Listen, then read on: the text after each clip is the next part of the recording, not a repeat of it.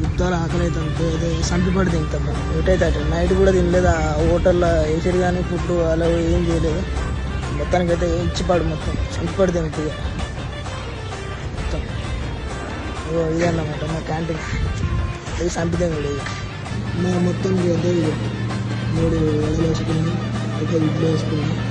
గుడ్డలు మంచిగా ఎంజాయ్ పండుగ ఎక్కడైతే నైట్ కూడా తిండి వస్తుంది. హోటల్లో ఉన్నా కానీ తినలే వస్తుంది.